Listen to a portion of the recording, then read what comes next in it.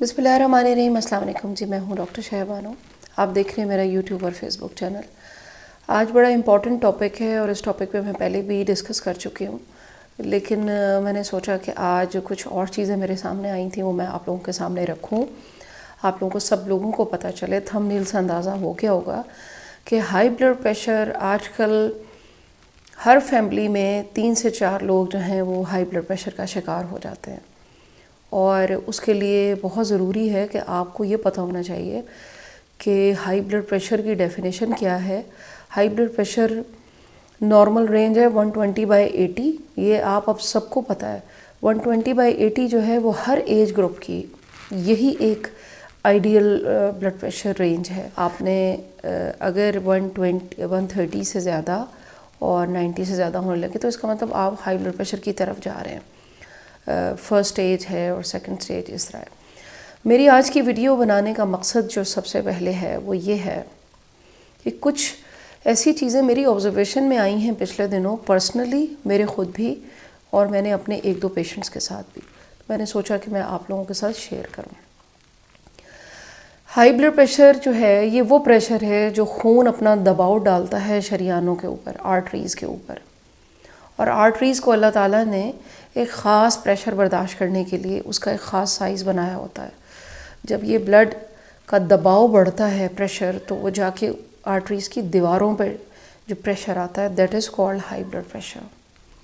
High blood pressure की जो वजूहात हैं वो मैंने पहले भी बताई हैं। आप लोग माशाल्लाह सोशल मीडिया पे बहुत कुछ अब इस वक्त अवेलेबल है। हाई ब्लड प्रेशर की जो वजह है वो आपकी बॉडी में सोडियम पोटेशियम का ऊपर नीचे होना। सोडियम की क्वांटिटी आपकी बॉडी में जैसे ही बढ़ती है, आपका ब्लड जब एसिडिक होता है, अब सबके लिए ये एक चीज़ नई हो जाएगी कि ब्लड एसिडिक हो जाना।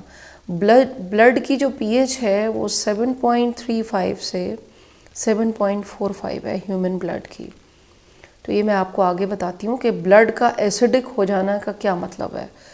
और ये जब ब्लड में एसिडिटी बढ़ती है, मैं मैदे की और आंतों की एसिडिटी की बात नहीं कर रही। मैदे की और आंतों की जो एसिडिटी है वो आपकी खुराक से रिलेटेड है, वो आपकी ईटिंग हैबिट से रिलेटेड है। लेकिन आपके खून की जो एसिडिटी है वो किस चीज़ से रिलेटेड है वो मैं आपको बताती हूँ। किडनीज़ के फंक्शन जो हैं, जब आपको ये लगे कि आपका लाइफ में पहली बार आपने चेक किया या करवाया, आपको घबराहट महसूस हुई, या आप किसी आम टेस्ट के लिए गए थे तो आपको पता चला कि आपका बीपी हाई है, आपने सबसे पहले अपना किडनी के टेस्ट लाजमी करवाने हैं। जीएफआर, क्रिटिनिन, यूरिनारी, ये 3 टेस्ट आपने खुद ही करवा लेने। डॉक्टर आपको नहीं भी लिख के देता, आप खुद करवा लें। अगर आपके किडनी के फंक्शन डिस्टर्ब हैं, आपका किडनी उस तेज़ाबियत को बाहर नहीं निकाल रहा, इट मीन्स कि वो तेज़ाबियत आपके ब्लड में दोबारा शामिल हो रही है। अगर आप अपनी खुराक में नमक का इस्तेमाल गैर ज़रूरी कर रहे हैं, इस पर बहुत सी वीडियोज़ अवेलेबल हैं, मैंने भी बनाई है। सोडियम नहीं लेना, नमक छोड़ दें, टेबल सॉल्ट छोड़ दें। लेकिन मेरी ऑब्जर्वेशन में एक और चीज़ आई जो मेरे साथ ख़ुद भी हुआ अभी पिछले दिनों। तो जिस तकलीफ़ से मैं गुज़री, मैंने ये सोचा कि मैं आप लोगों को भी बताऊँ।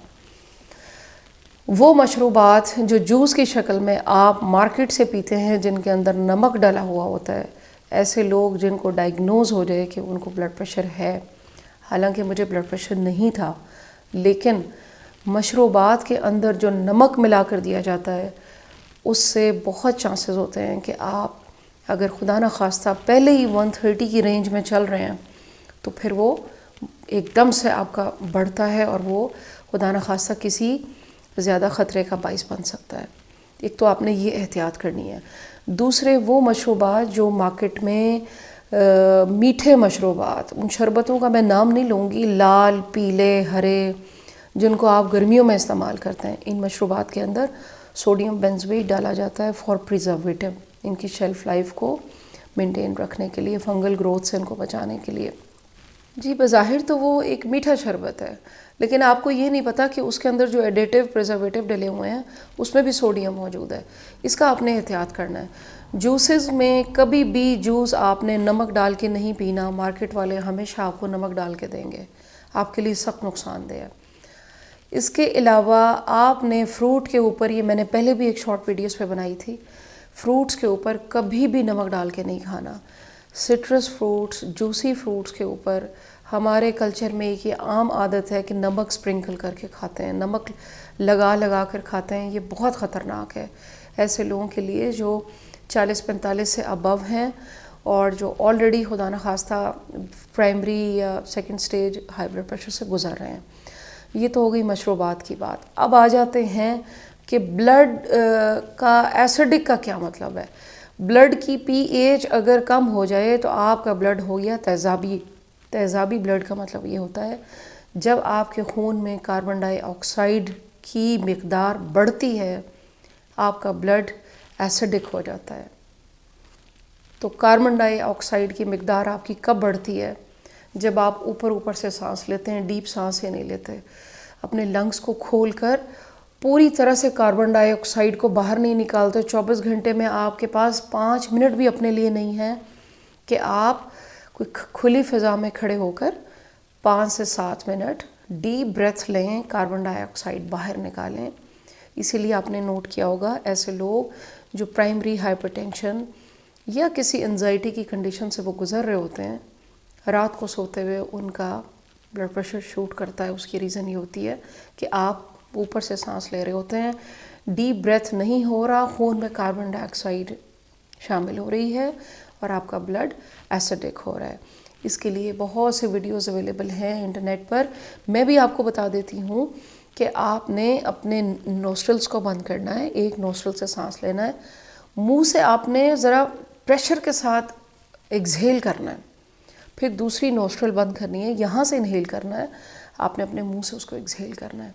जितना टॉक्सिक एसिडिटी कार्बन डाइऑक्साइड उसको बाहर निकालना है। ब्लड की एसिडिटी ये कहलाती है।